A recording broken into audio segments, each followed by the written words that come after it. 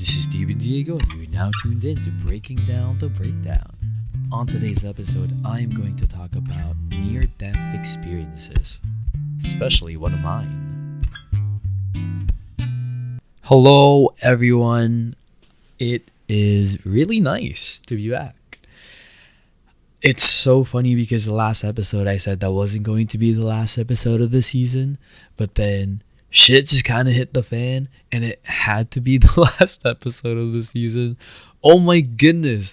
Welcome to a new season of Breaking Down the Breakdown with me, Steven Diego. For those of you who don't know who I am, it's okay. You don't need to know who I am. I'm nobody.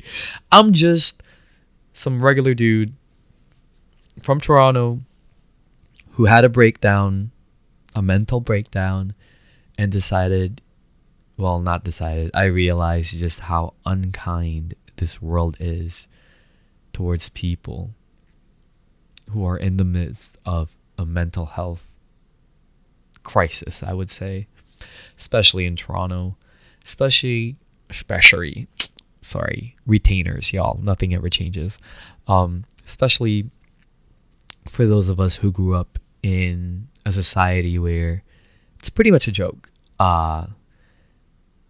So I decided to create this podcast for you, because all of the things I talk about in this podcast are either my experiences or experiences that people have gone through. And that's why I always have lots of guests. Last season, not so much, but this season is definitely going to start bringing more people in. But enough of that. For those of you who know me, I am back. I took a quick break because life just got so real these past few months. I am ramping up with my music. For those of you who don't know, I'm actually a singer-songwriter. That is the main thing. That's the main goal. That's the passion. But most important of all, doing this podcast, I don't ever want to stop doing it, because I feel like for as long as we have people who go through mental health crisis and, are afraid of reaching out, I'm going to be around. I want this podcast to be that kind of thing that people listen to when they feel like they're at their wits' end and they just need to listen to something that would help them relate to life again. And I hope that's what the show keeps on doing for y'all. But as you may have heard in the preview for this episode, I almost died. And I would really like to talk about that. I never thought I would be in a situation like this again. I actually had a brief moment, a brush with death back in 2019 when someone tried to run me over outside my parking lot. That was great. That was not a fun thing to do. It was my first experience with, how would I say this? With my fight or flight responses. I understand that some people actually freeze. And during that moment, I could have totally frozen, seeing an oncoming car backing up full speed. Now, I had never seen a car back up that fast. A lot of people have questioned me. They said, "Are you sure they just didn't see you?" Here's my thing. When you see cars backing up in a parking lot, they don't go at their full speed, do they? They don't go at like 70 miles per hour. They don't rev it. This car revved it the fuck up onto my direction. Now, mind you, I was by the sidewalk at this point. If I wasn't quick enough to actually dodge and roll and jump like a fucking action star, I would not be here. But see, this is not the experience I'm going to talk about today, but it will be part of it.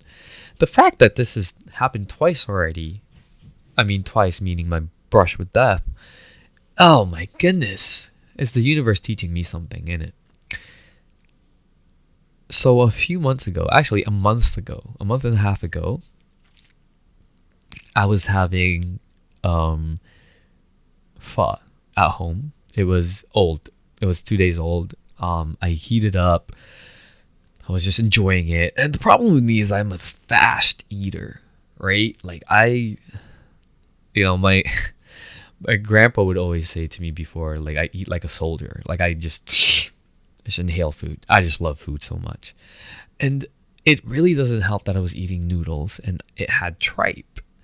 Now, the tripe itself, I didn't realize, had become a little slimy and kind of had the texture of a noodle. But if I had just chewed my food, I would have known, right? Unfortunately for me, when it comes to noodles, I just gulp. I just slurp. I don't know. I was hungry. Again, a lesson for everyone. Please chew your food.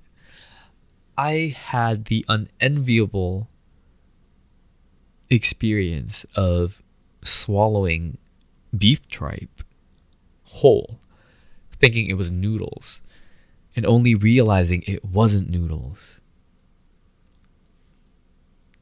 when I was already choking to death. Recounting it is crazy. Reliving this experience is actually nuts for me. Goodness gracious, it still sends me chills down my spine.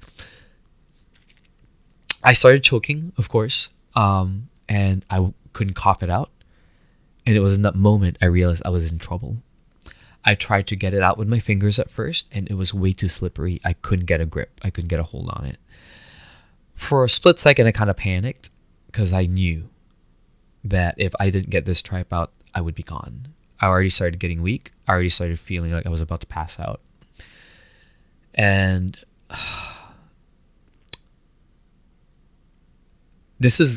I'm sorry for the trigger warnings, by the way. I will have a trigger warning the description for this episode. But Jordan just happened to be in the bathroom. Lucky for me, Jordan runs out of the bathroom to try and give me a Heimlich maneuver. Give me a Heimlich maneuver. To try to do a Heimlich maneuver. Unfortunately, the tripe was actually lodged in my... Is that called uvula? Is that what it is? Let me Google this. I don't want to talk about things I don't know about. Right, I forgot. My internet is not working right now. I need to go through my phone. Sorry, guys. Rogers, if you're listening, I hate you so much right now. Yes, so the uvula. So it was wrapped around there. So, the Heimlich wasn't really working. And literally in that moment, I thought to myself, this is it. The Heimlich wasn't working. I'm running out of breath. I was just coughing and choking. I was like, ah! I was like that. At this moment, I was, tears are coming out of my eyes. My left eye had started to bleed. It was bad.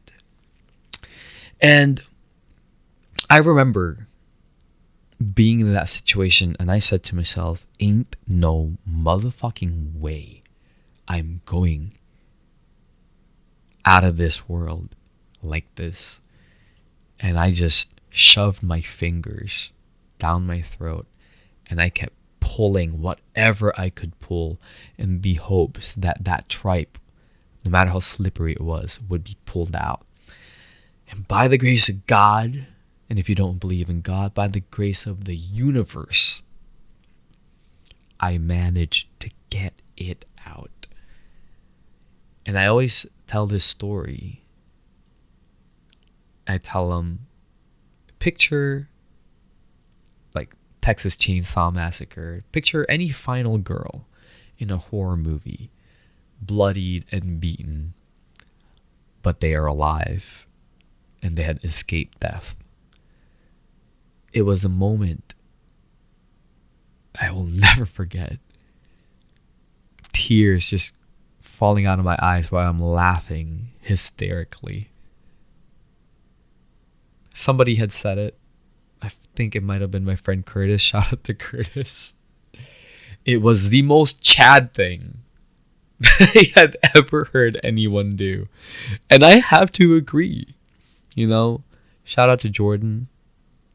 My goodness, the support I had, that really did help. But shout out to me right? As Niecy Nash in her acceptance speech, I want to thank me because I saved my own ass yet again. And it's these moments. I spoke to my therapist about this, and my therapist had said that, the after effects of surviving something like this only lasts about 2 weeks. You want to make changes in your life. And it's actually very sad to think that in only 2 weeks, I wasn't going to care much anymore about these things. Lucky for me, I have OCD. So this has now become part of the loops in my head on top of my violent, intrusive thoughts that at any moment I could just choke to death. Right? And in hindsight, I'm glad it's part of the roster now, only because it reminds me all the time that I want to live. That there is so much more to life. And that what I've been doing with it, I don't want to say that, I regret things, right? Because ultimately everything you do, everything has a meaning. But I have to recognize the fact that I do get lazy and I get complacent easily. And that's why in my own life, I haven't really progressed the way I want to. And it is just like me to turn this tragic, or could have been super tragic turn of events into an opportunity. But what else could I have done? What else could we do?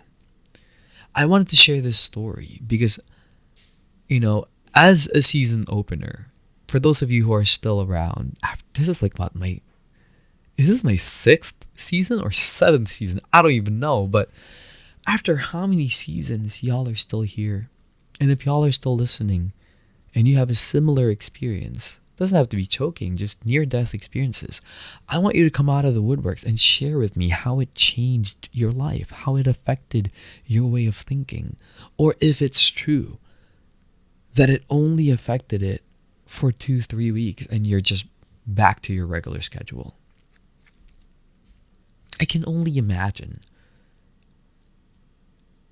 Because how traumatizing is it?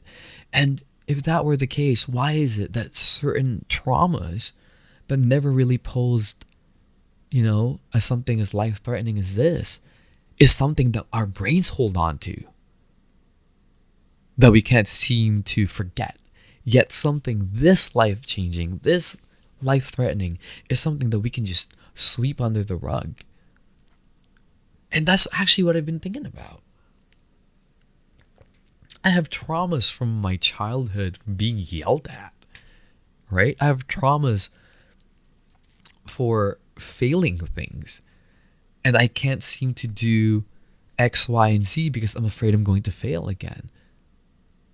Yet, here is a near-death experience so traumatizing that I want to change my life. And it only lasts for a few weeks? Get it the fuck together, brain. Let me change my entire life. Let me change me. I don't know if y'all agree with me or y'all feel the same way, but first of all, I wish none of you actually have had near-death experiences because it is fucking scary, right?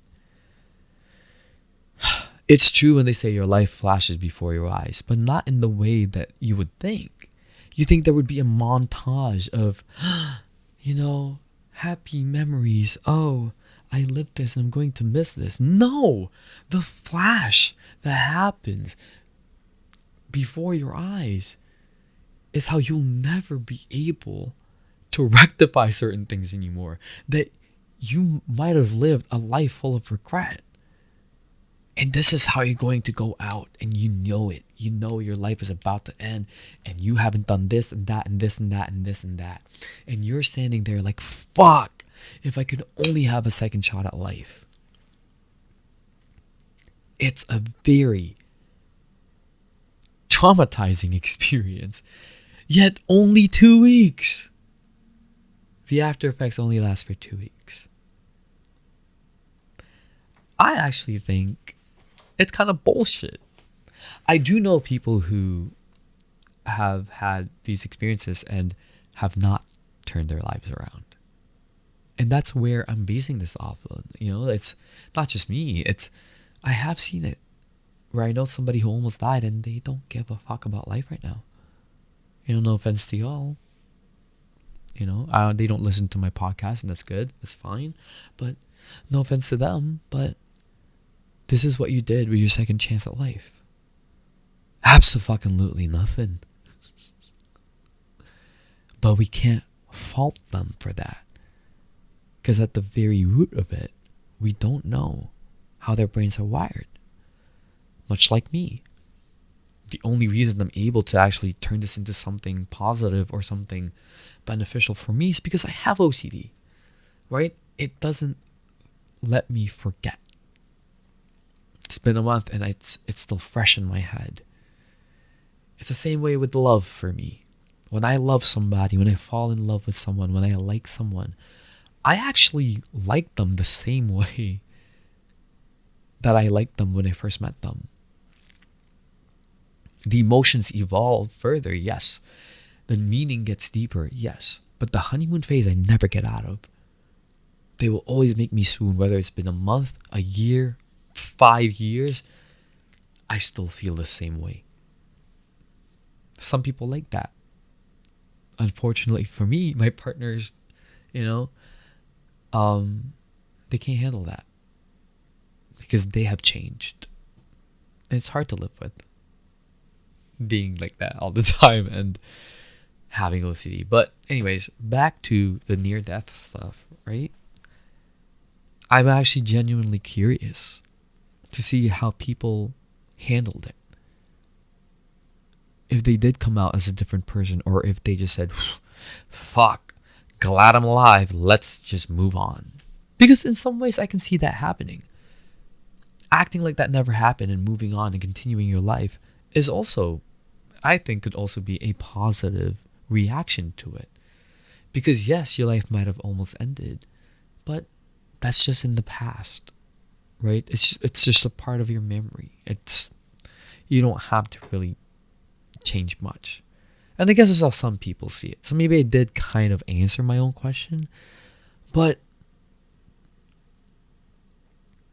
don't we agree that sometimes people are looking for that something, that event in their lives that just changes everything? Why not this one, is my question. But I guess I'm going to have to wait for my guests to answer that. I will say, after having that experience, I am so scared to eat pho. At least to have tripe. I also noticed that, well, it was so bad, right? Like my face changed. I actually looked like those mixed Asian models with like freckles all over. I looked kind of cool. I'm not gonna lie. It was quite the look. Like my freckles came out like crazy. I guess that's what happens when you lose air. Lucky for me, I didn't lose enough air where, I have severe brain damage, even though I feel like I already have. But no, in all honesty though, it's, how would I put this into words? Seeing myself like that, it was kind of difficult.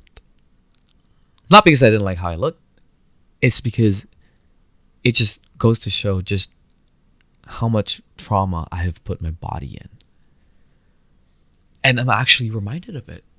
I now have developed this weird thing with my throat where even if it's just like a sliver of like a noodle or something, anything that's like stringy and I'm trying to eat it, even like chicken, when you chew on chicken and sometimes it's like, it's long pieces a little bit and you kind of swallow it.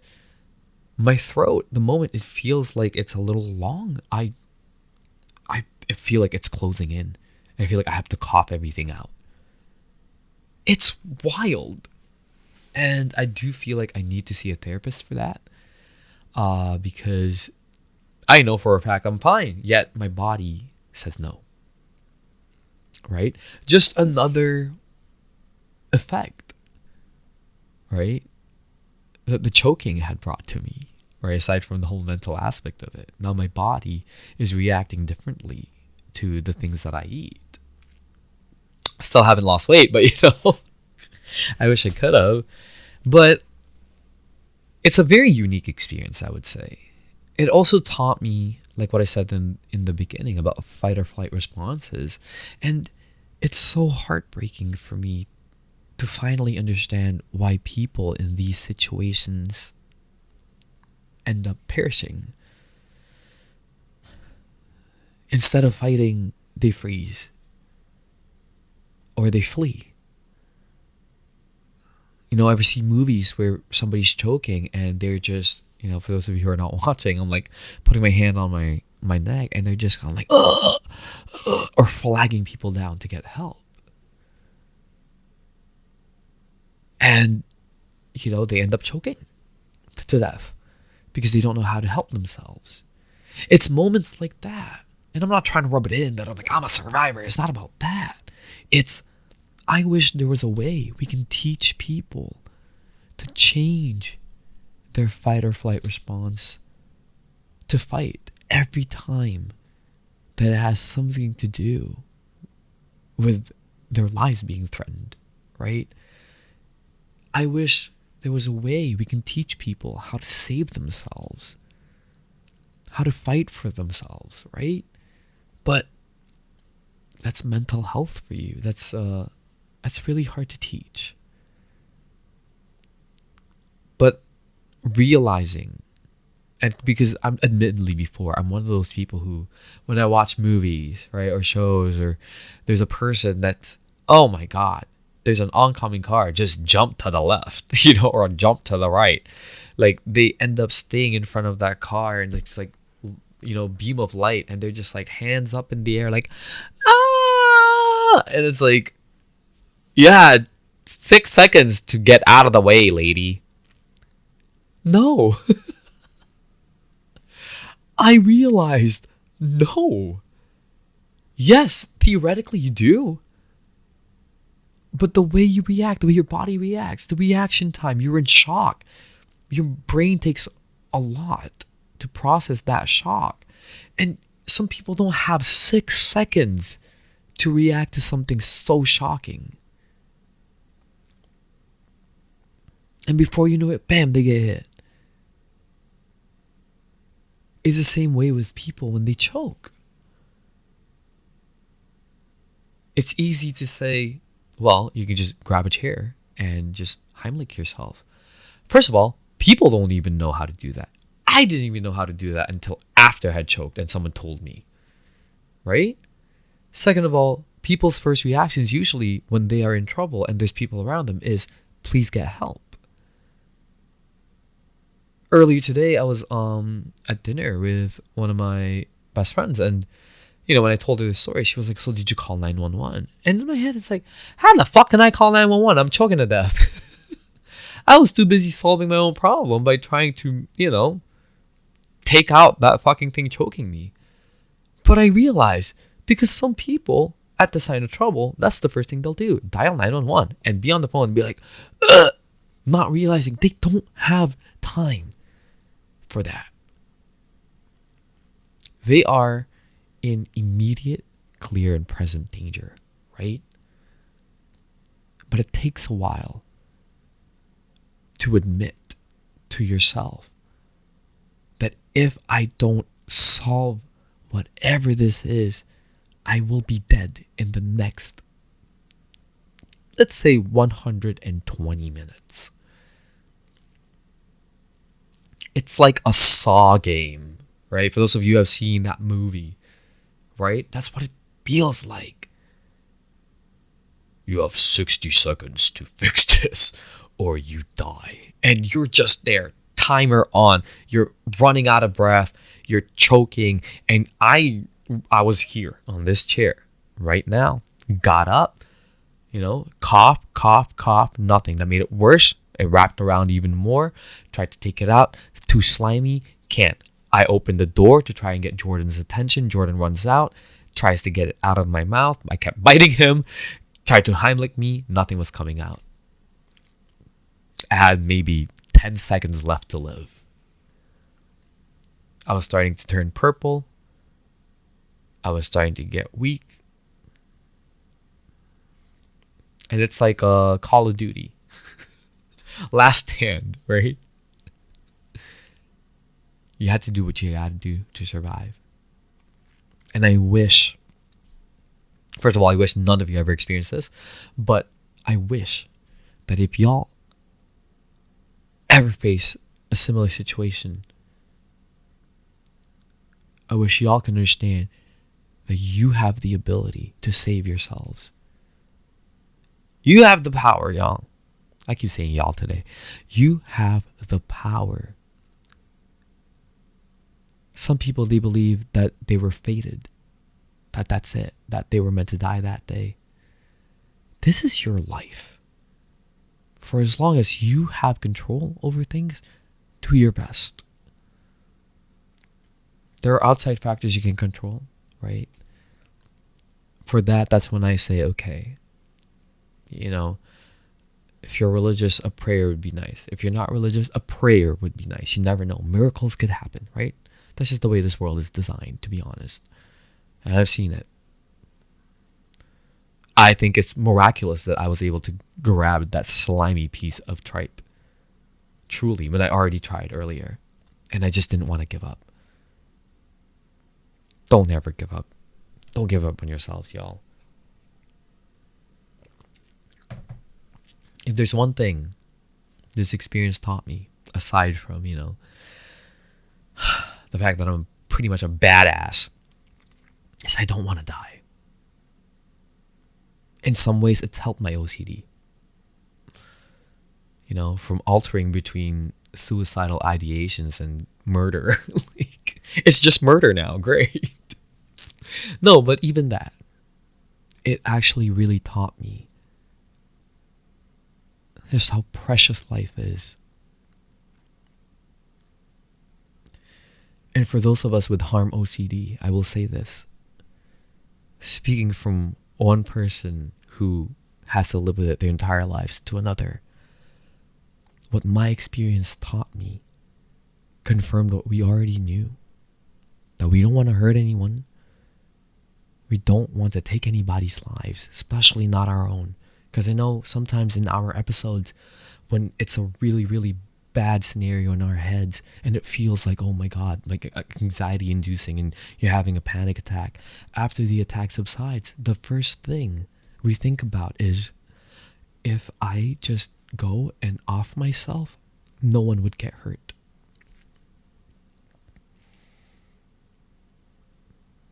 It's a terrible thing. A terrible rhetoric, right? It's a horrible, horrible mindset to be at.